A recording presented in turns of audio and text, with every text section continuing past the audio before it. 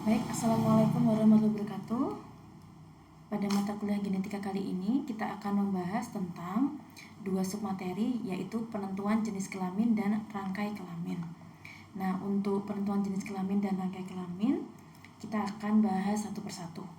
Yang pertama adalah penentuan jenis kelamin.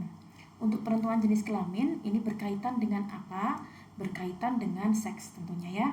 Jadi ada kaitannya dengan betina dan jantan. Seperti itu.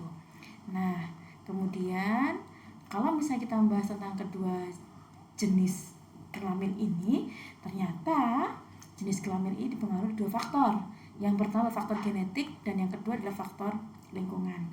Nah, perbedaan mendasar dari kedua faktor ini tentunya apa? Tentunya kalau faktor genetik ini dipengaruhi dari dalam individu itu sendiri. Yang kedua, kalau faktor lingkungan tentunya dipengaruhi dari luar. Kalau faktor genetik itu berkaitan dengan bahan genetik yang terdapat pada kromosom. Sementara untuk faktor lingkungan ini berkaitan dengan fungsi fisiologis dari suatu makhluk hidup, di mana ternyata fungsi fisiologis makhluk hidup itu dipengaruhi oleh lingkungan dari luar. Bisa jadi misalnya jantan dan betina itu punya genotip yang sama, tetapi karena adanya rangsang dari lingkungan, bisa jadi suhu atau yang lain sebagainya, itu bisa menentukan pertumbuhan ke arah kelamin jantan atau kelamin betina. Nah, masing-masing akan kita bahas ya. Perbedaan jenis kelamin ditinjau dari faktor genetik dan perbedaan jenis kelamin ditinjau dari faktor lingkungan. Yang pertama adalah perbedaan jenis kelamin ditinjau dari faktor genetik. Nah, kalau kita berbicara masalah genetika, teman-teman, di sini kita bicara dulu tentang sejarah ya. Nah, jadi awal mula begitu ya, ketemu yang namanya pembeda jenis kelamin yang berdasarkan kromosom ini. Yang pertama adalah dari sitologis Jerman, beliau adalah Henking ya, Hermann Paul August Otto Henking. Henking ini merupakan sitologis asal Jerman yang menemukan kromosom X pada tahun 1891. Percobaan ini dilakukan melalui pengamatan gitu ya, melalui pengamatan dari suatu pembelahan sel dengan menggunakan mikroskop cahaya. Pembelahan sel ini menggunakan firebug ya, atau kumbang api dari genus Pyrocoris gitu. Nah, Henking menemukan bahwa ternyata ada gitu ya, ada elemen gitu ya, atau ada kromosom yang dia berbeda gitu ya dari kromosom yang lainnya. Nah, Henking menamakannya dengan elemen X. Ini seperti itu. Yang kita ketahui nantinya begitu ya, elemen X ini merupakan kromosom X. Dan Henking berspekulasi begitu ya, menduga bahwa elemen X ini berkaitan dengan perbedaan jenis kelamin. Ini seperti itu. Nah, kemudian percobaan dari Henking ini kan masih dugaan ya. Jadi belum ada penelitian lebih lanjut terkait dengan dugaan yang disampaikan oleh Henking. Nah, baru sekitar tahun atau 10 tahun selanjutnya ya, berarti kurang lebih sekitar tahun 1900-an ya. C.M. McClung ya, beliau merupakan peneliti begitu ya dari Amerika, mulai penelitian terkait dengan gagasan elemen X dari Henking ini. Beliau menemukan bahwa kromosom aneh atau elemen X yang dimaksud oleh Henking ini dinamakan dengan kromosom aksesoris gitu ya. Kromosom aksesoris ini kenapa? Karena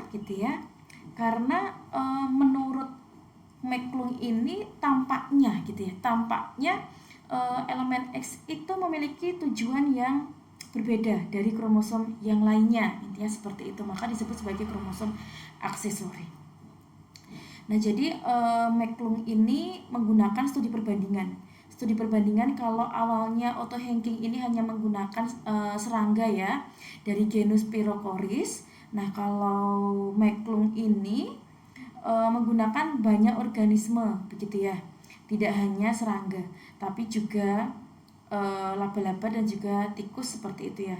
Nah, saat mengamati ternyata kromosom aksesoris ini dia tidak berperilaku seperti kromosom yang lainnya pada saat pembelahan sel, khususnya pembelahan meiosis pertama gitu ya. Jadi di sini McClung mengatakan bahwa ini pasti ada beberapa alasan nih ya dalam pembentukan jenis sperma yang menyebabkan distribusi 50/50 kromosom aksesoris ini gitu. Nah, kemudian penelitian dari McClung ini intinya dijelaskan kembali begitu ya, ditegaskan kembali oleh Sutton ya. Walter Sutton ini merupakan mahasiswa dari McClung. Intinya Sutton ini mendukung begitu ya gagasannya Hanking dan juga McClung seperti itu. Nah, baik, kita lanjut ya, teman-teman. Di sini kita lihat bahwa berarti di sini ada ya kromosom gitu ya. Kromosom itu mempengaruhi jenis kelamin. Nah, yang pertama adalah penentuan jenis kelamin dari tipe XY. Nah, tipe XY ini salah satunya itu dialami oleh Drosophila melanogaster atau kita kenal dengan lalat buahnya seperti itu. Nah, di sini kita ketahui ya untuk Drosophila melanogaster ini memiliki 4 pasang ya, 4 pasang kromosom ya, 4 pasang kromosom. Nah, setelah diamati ternyata ada 3 pasang kromosom ya, ada 3 pasang kromosom yang memiliki bentuk yang sama di semua jenis Drosophila melanogaster. Dan ada sepasang ya, ada sepasang kromosom yang ternyata beda. Yang satunya lurus seperti ini ya, yang satunya bengkok. Intinya seperti itu. Nah, di sini kita ketahui ternyata untuk yang bengkok ini atau yang lurus ini merupakan kromosom X, sementara yang bengkok ini merupakan kromosom Y. Sehingga untuk yang betina kromosomnya gitu ya, lalat betina itu adalah 3AA XX. Maknanya apa? Maknanya adalah 3 pasang autosom dan sepasang gonosom XX. Ya, seperti itu. Sementara lalat jantan itu 3 pasang autosom dan kromosomnya adalah XY. Gitu. Nah, kalau misalnya kita lihat di sini untuk lalat betina itu kan XX ya, sementara lalat jantan itu XY. Karena dia punya sepasang kromosom X ya, jadi jenisnya sama, kromosom X sama kromosom X. Itu disebut sebagai homogametik. Karena dia sama. Sementara untuk XY karena dia berbeda, ada kromosom X dan juga kromosom Y, disebut sebagai heterogametik. Seperti itu. Nah, ini adalah untuk lalat jantan dan lalat betina. Nah, seperti kita ketahui, lalat jantan ini kan berarti menghasilkan sperma, gitu ya. Sementara lalat betina menghasilkan ovum.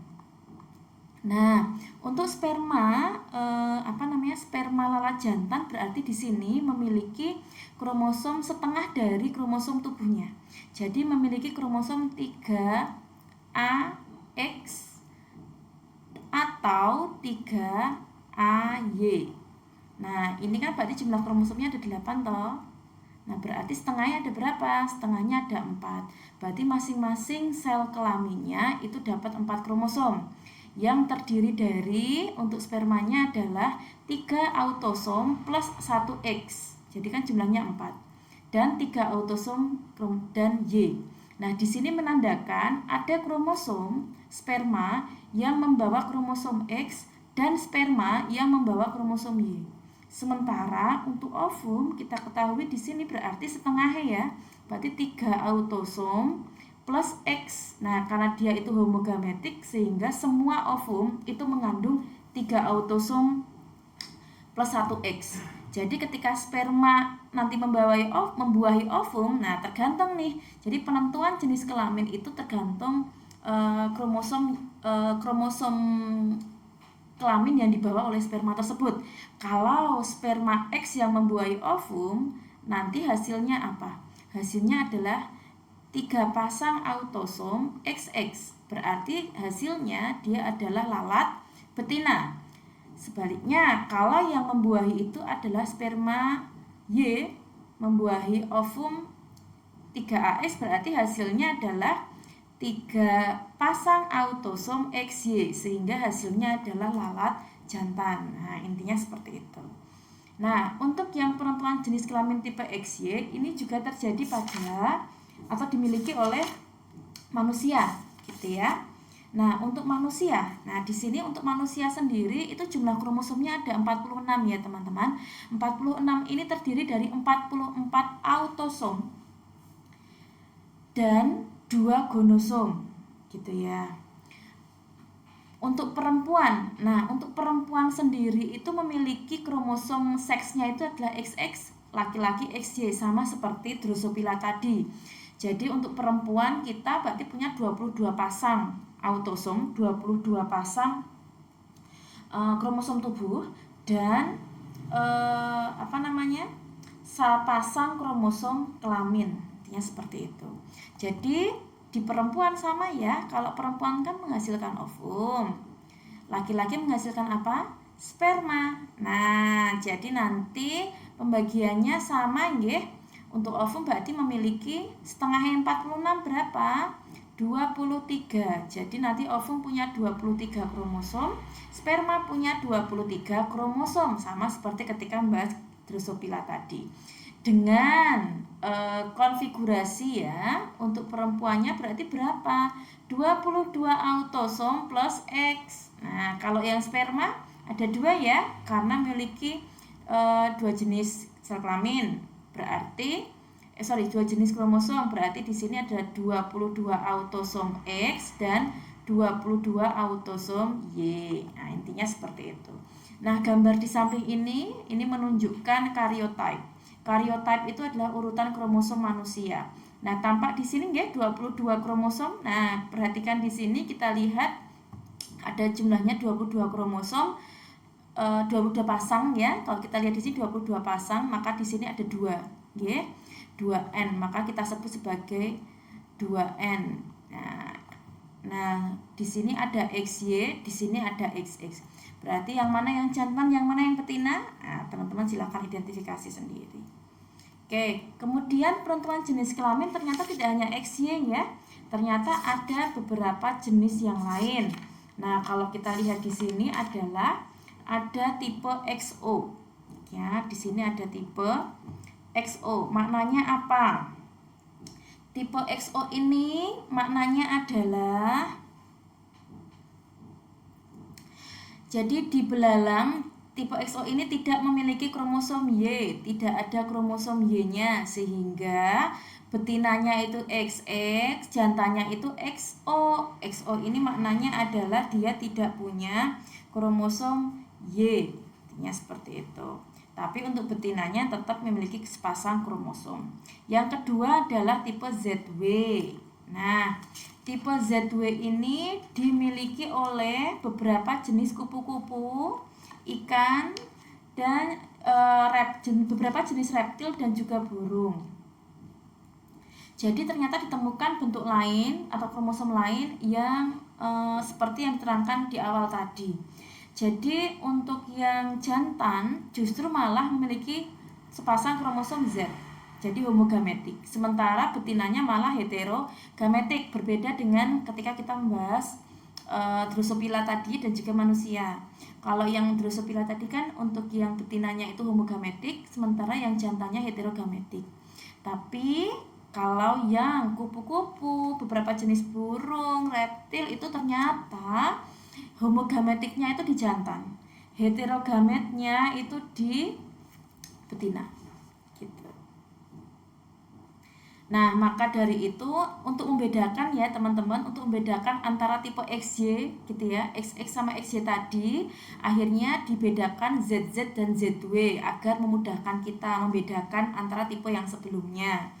Nah, kemudian yang selanjutnya adalah tipe ZO. Ini dimiliki oleh unggas ya. ada ayam, itik, bebek dan sebagainya. Jadi ternyata di sini lain lagi gitu ya. Beda sama yang di tipe yang di belalang. Sama ya, di belalang ini kan juga XO. Di unggas ZO, berarti di sini tidak ada apa? Tidak ada kromosom W. Nah, kan gitu ya. Jadi jantannya tetap homogamet ZZ, ayam betinanya ZO. Intinya seperti itu. Gitu ya, teman-teman. Nah, kemudian untuk penentuan jenis kelamin tipe haploid diploid. Pada lembah madu, semut, penentuannya itu bukan berdasarkan kromosom kelamin, tetapi bergantung pada sifat ploidi. Lebah jantan itu bersifat haploid karena partenogenesis. Sementara lebah ratu dan pekerja itu bersifat diploid. Jadi dia fertil. Fertil itu maknanya apa? Fertil itu maknanya untuk lebah madunya ini adalah fertil itu maknanya dia bisa membuahi. Nah, intinya seperti itu. Tapi untuk pekerjanya tetap dia steril ya. Jadi kalau steril itu maknanya tidak bisa membuahi. Jadi nanti ketika dia selesai bekerja, lebah bekerja ya nanti dia akan mati. Oke, yang kedua adalah faktor lingkungan. Jadi pada beberapa hewan, penentuan jenis kelamin itu tidak bersifat kromosomal ya, atau tidak bersifat genetik, tapi tergantung pada lingkungan. Tadi yang seperti yang saya singgung di awal, bahwa individu jantan dan betina bisa jadi punya genotipnya sama nih.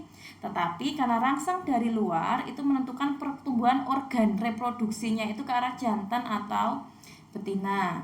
Nah, ini misalnya adalah di cacing Bonellia viridis gitu ya. Nah, kemudian setiap cacing itu dihasilkan dari telur, itu akan menghasilkan cacing betina. Cacing jantan merupakan cacing muda yang hidup di dalam rahim cacing betina. Jadi nanti ekstrak rahim cacing betina akan mempengaruhi cacing muda untuk berkembang menjadi cacing jantan. Semua alat cacing jantan mengalami degenerasi kecuali organ reproduksi.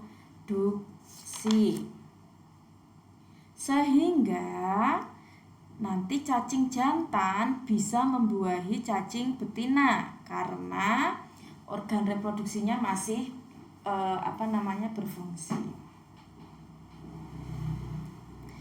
Oke, kemudian yang kedua adalah buaya gitu ya. Buaya di sini ketika suhu hangat, ketika nanti suhunya hangat itu nanti organ reproduksinya, jadi ketika lahir kemudian suhu hangat nanti akan cenderung membentuk organ reproduksi jantan. Sementara kalau misalnya suhunya itu rendah berarti dia dingin ya, berarti nanti akan ke arahnya adalah ke arah organ betina. Begitu juga dengan penyu ya, tapi di sini kebalikannya. Justru kalau misalnya penyu itu malah ketika suhu dingin organ reproduksi jantannya yang akan berfungsi. Jadi dia nanti akan fungsinya akan lebih maksimal ke pembentukannya ke arah jantan, sementara ketika suhu hangat itu adalah ke arah betina. Gitu ya, terkait dengan penentuan jenis kelamin. Yang kedua, kita membahas tentang rangkai kelamin gitu ya. Nah, rangkai kelamin ini maknanya apa? Rangkai kelamin ini maknanya adalah gen-gen ini terangkai atau gen-gen ini terdapat pada kromosom kelamin. Nah, seperti kita ketahui yang kemarin tadi sebelumnya kita bahas ya, kromosom kelamin ada kromosom X dan juga kromosom Y, kan ya. Jadi nanti gen yang terangkai kromosom kelamin bisa jadi gen itu terangkai di kromosom X atau terangkai di kromosom Y.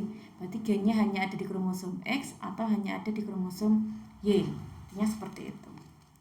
Nah, gen yang terangkai kromosom ini yang pertama adalah gen yang terangkai kromosom X ya.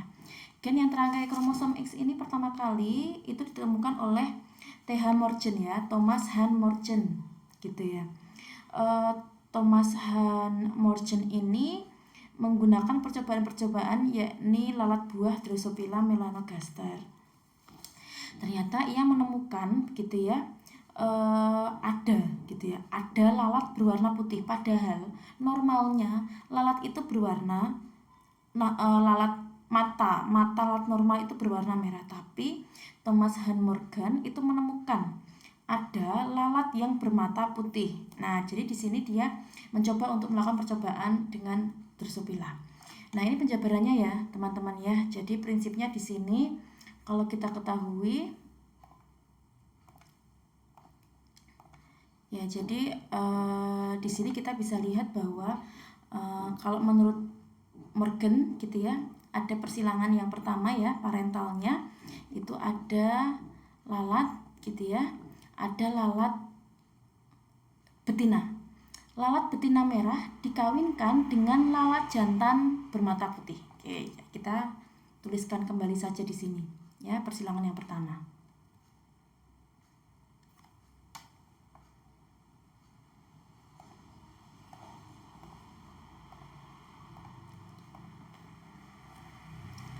Jadi persilangan yang pertama itu ada lalat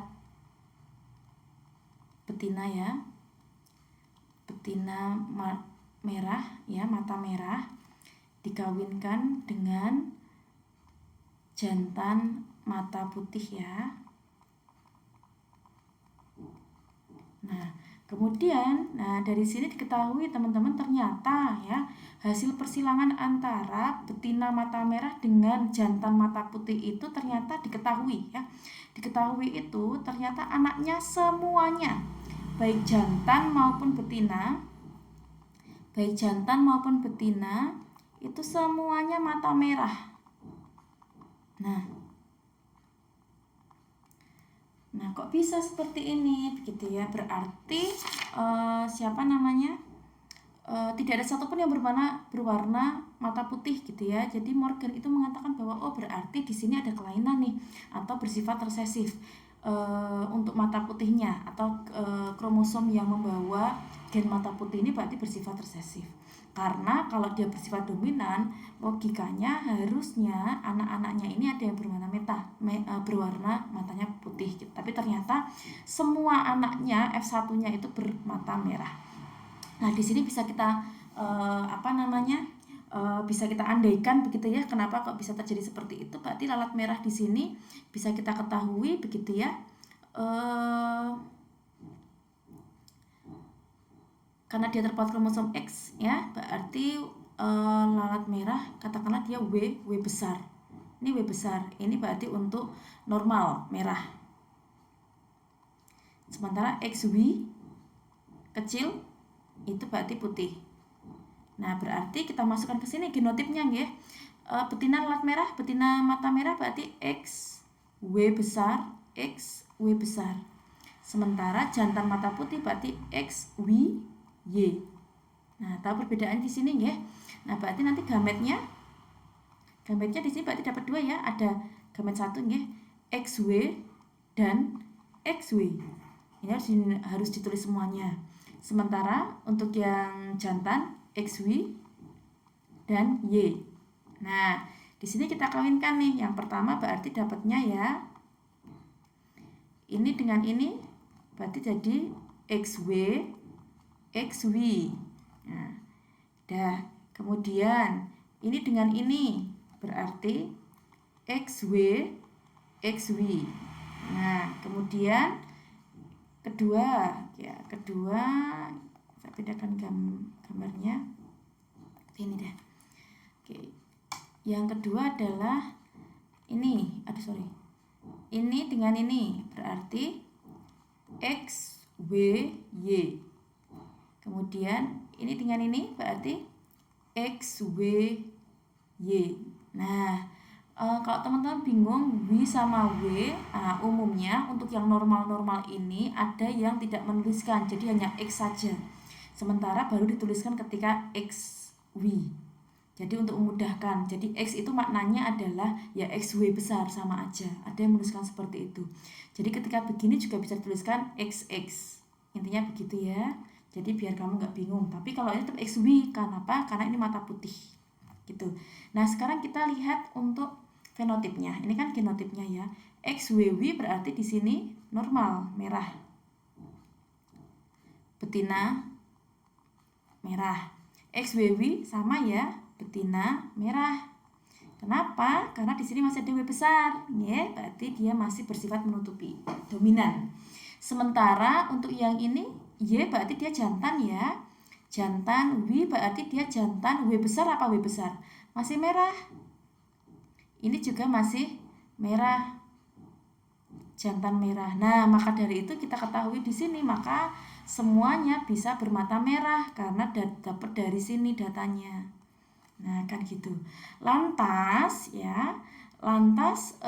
Morgan itu menyilangkan ya, sesama F1-nya disilangkan. Berarti yang disilangkan yang mana? Ya wes jantan merah, kan sama toh. Dan juga betina merah dan juga jantan merah. Nah, kemudian P2 ya, berarti ya. Oke. Nah, di sini berarti kita tuliskan P2, parental kedua tadi apa? F1 disilangkan dengan F1. F1-nya tadi untuk yang betinanya adalah XW, XW. Kalau yang jantannya XWY. Ya, ini bisa kita hilangkan jadi XXW, XY. Boleh karena ini W besar, ini W kecil. Nah, di sini berarti gametnya apa? X dan XY. Atau ini bisa kita tuliskan XW atau kita coret aja biar nggak bingung juga boleh.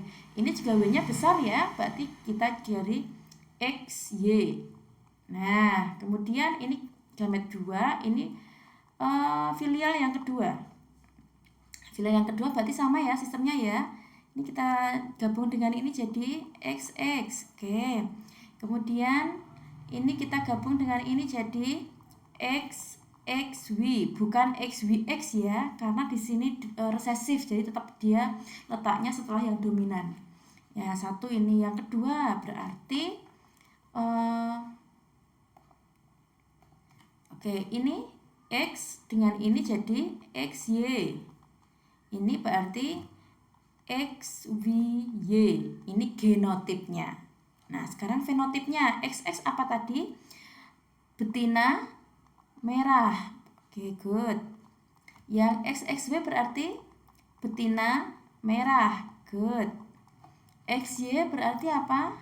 Jantan merah. Yes. XY jantan putih. Loh, nih ketemu di sini. Baru kelihatan di keturunan yang kedua. Nah, kalau kita perhatikan teman-teman. Jadi, kalau misalnya dia itu terpaut kromosom X ya, terpaut kromosom X, ternyata gitu ya. Yang kromosom X-nya ini kan dibawa oleh betina ya, ibunya. Diturunkannya ke siapa? Anaknya yang jantan. Gitu. Sehingga di sini kita sebut sebagai istilahnya kebalikannya, intinya begitu. Jadi kalau nanti ibunya itu punya XY atau X kromosom X yang dia itu gen resesifnya, umumnya diturunkannya adalah ke anaknya yang jantan. Intinya seperti itu. Gitu ya teman-teman ya, prinsipnya ya, kalau terpaut kromosom X ya gitu. Jadi kalau terpaut kromosom X, teman-teman juga harus menuliskan dia itu jenis kelaminnya apa, fenotipnya ya gitu. Itu kalau terjadi pada Drosophila tadi ya contohnya ya. Nah, kalau yang terjadi pada manusia teman-teman, nah ternyata ada nih beberapa kelainan teman-teman ya, yang disebabkan oleh gen yang terangkai kromosom kelamin. Ada buta warna, ada hemofilia, ada yang lainnya. Nah, buta warna ini disebabkannya kita bisa pakainya adalah X-nya resesif ya, XCB. CB itu maknanya adalah color blind. Berarti di sini adalah buta warna, atau bisa pakai bahasa Indonesia XBW. Berarti buta warna. Sama saja, silahkan mau pakai yang versi bahasa Inggris atau versi bahasa Indonesia. Sementara hemofili itu juga resesif XY. Nah, gitu ya. Jadi dia terpaut atau terangkai pada kromosom X.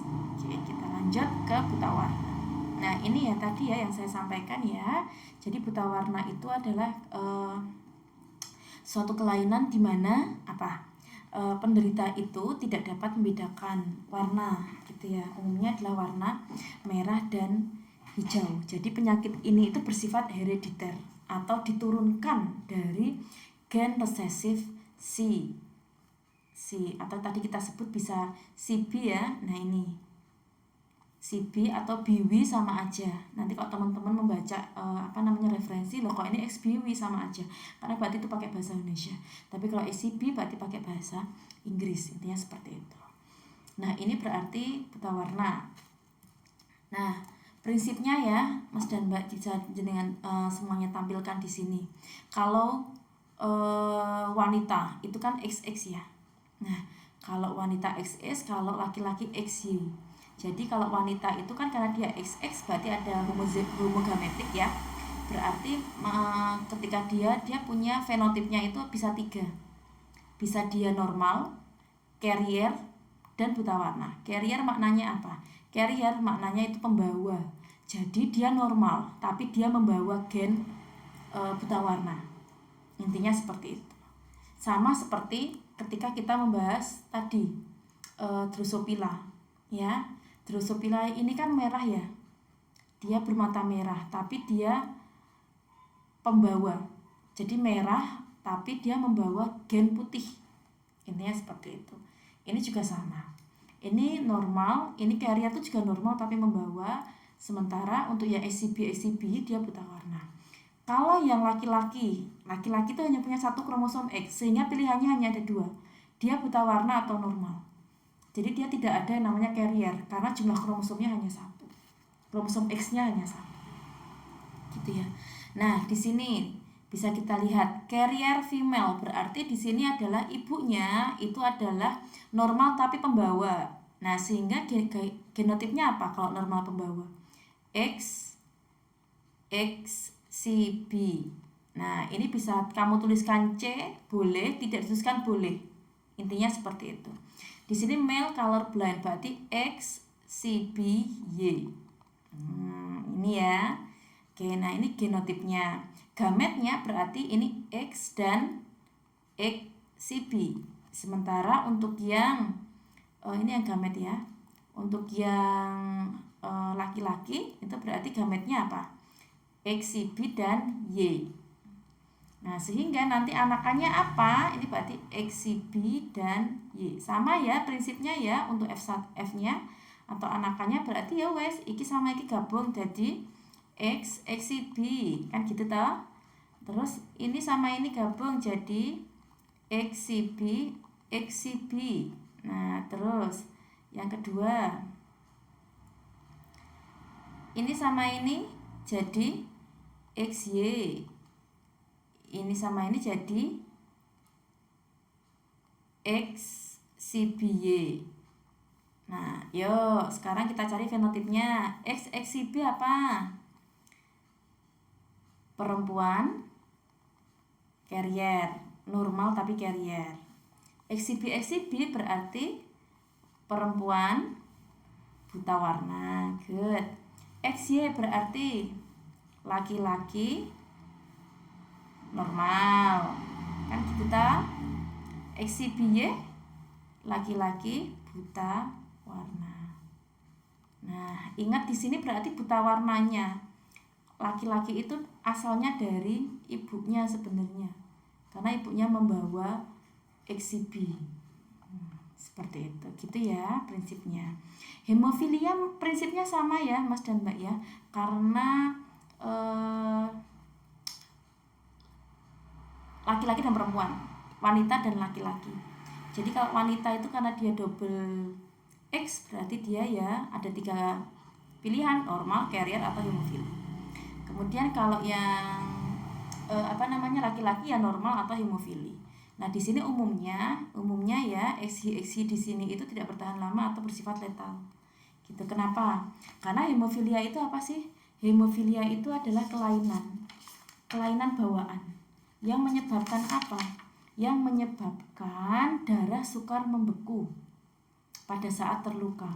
Nah, umumnya itu kan kalau normalnya ya ketika darah keluar itu kan dia nanti akan otomatis membeku sekitar kurang lebih 5-7 menit ya setelah keluar luka, kan begitu. Tapi bagi orang-orang yang memiliki hemofili, nanti dia sukar nih bekunya, bisa jadi dari rentangnya bisa sampai menit sampai jam, bisa jadi sampai 50 menit sampai bisa jadi 2 sampai 3 jam.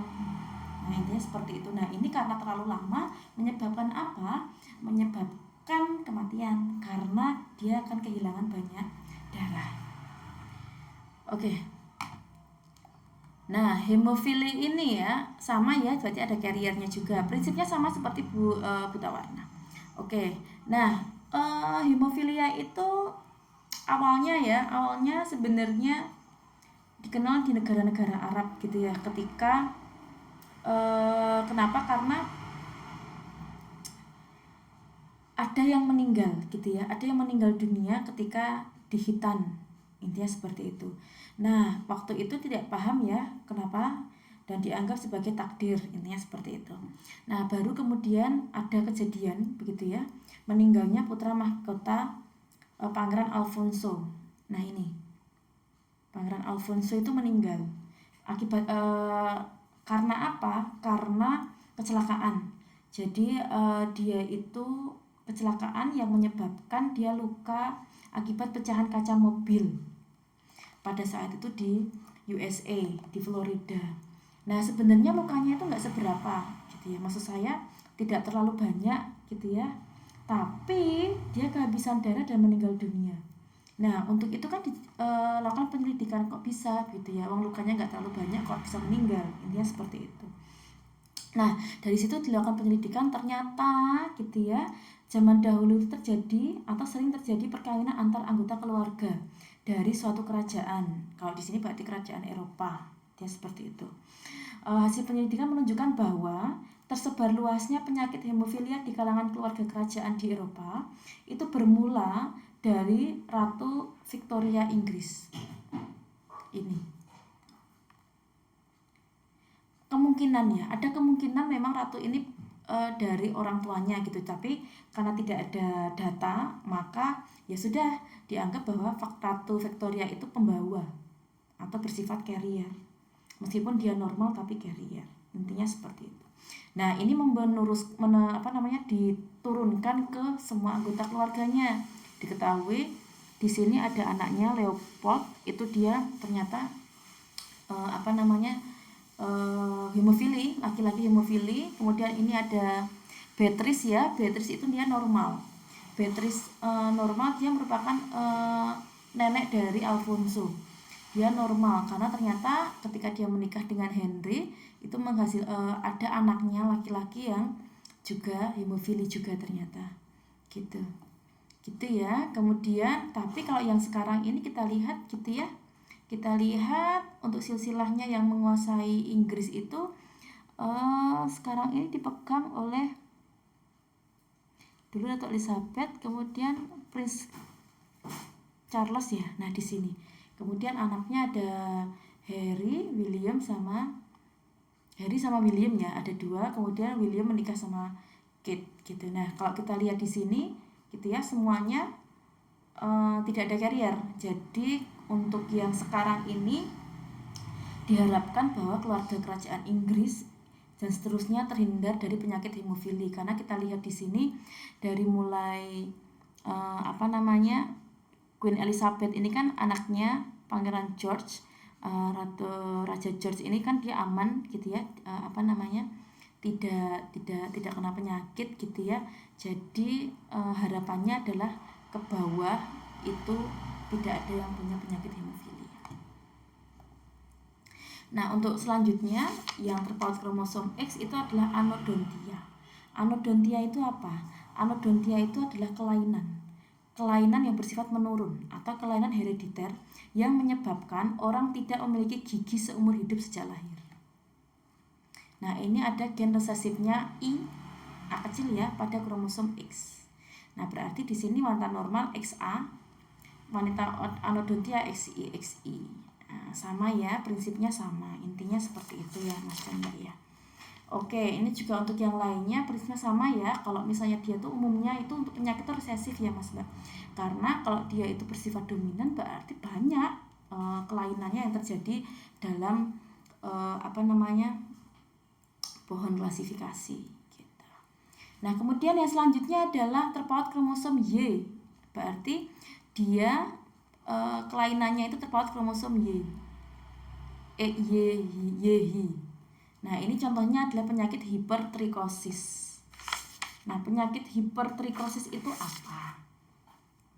Penyakit hipertrikosis itu adalah kelainan tumbuhnya rambut pada bagian-bagian tertentu di tepi daun telinga, umumnya begitu. Nah, di sini. Nah, kalau misalnya ada kerabat gitu ya yang ada muncul rambut-rambut di belakang daun telinga, itu berarti dia cuman bentuknya seperti ini ya, jadi sangat lebat ya, itu hipertrikosis dan itu terpaut kromosom Y. Ayo, kalau misalnya dia terpaut kromosom Y, berarti apakah perempuan itu bisa mengalami kelainan hipertrikosis? Iya. Oke, ya itu ya. Nah, selanjutnya adalah warna bulu kucing yang terpaut kromosom X. Ini sama ya. Nah, selanjutnya ya teman-teman ya, kita masuk ke gen. Ternyata ada gen teman-teman yang pengaruhnya itu terbatas pada jenis kelamin. Jadi gennya ini sebenarnya terpaut pada kromosom autosom, jadi kromosom tubuh, bukan kromosom kelamin. Tapi pengaruhnya itu terbatas pada jenis kelamin atau akan terekspresi pada jenis kelamin tertentu. Contohnya ini adalah kebotakan. Nah, jadi ya yang kepala botak itu sebenarnya bukan penyakit ya teman-teman. Secara umumnya itu bukan kekurangan gizi, tapi itu keturunan. Meskipun ya umumnya kita menjumpai kepala botak itu terdapat pada laki-laki, tapi ternyata perempuan juga bisa loh, gitu ya. Kepalanya juga bisa botak, intinya seperti itu. Nah, ini dikendalikan oleh alel dominan autosomal. Alel dominan autosomal. Berarti dia B. Berarti dia nggak terpaut kromosom X ya. Berarti dia B. Kalau BB berarti karena dia dominan. Kalau B berarti botak. Gitu ya. Kalau B berarti normal. Nah, berarti kalau botak berarti apa? Genotipnya? BB atau baby kan gitu ya, aturan mainnya ya. Kalau botak itu berarti BB atau baby. Nah, ternyata untuk yang BB ini ya bisa laki-laki bisa perempuan. Cuman ketika baby ini ternyata yang botak itu hanya laki-laki. Sementara yang perempuan itu tidak, karena ternyata ada pengaruh hormon testosteron pada laki-laki. Sementara untuk yang BB itu normal, baik laki-laki maupun perempuan. Nah, ini sebenarnya disebabkan oleh gen yang dipengaruhi oleh jenis kelamin. Dalam bahasa Inggris istilahnya adalah sex influence gene. Intinya seperti itu. Nah, ini ya sudah ada di sini. Jadi monggo nanti teman-teman silahkan dicek ya. Kenapa kok saya bisa botak? Ini seperti itu ya. Oh, ternyata itu merupakan keturunan. Nah, oke, baik. Seperti itu ya untuk penjelasan tentang penentuan jenis kelamin dan rangkai kelamin. Untuk selanjutnya adalah silakan teman-teman bisa langsung mengerjakan latihan soal.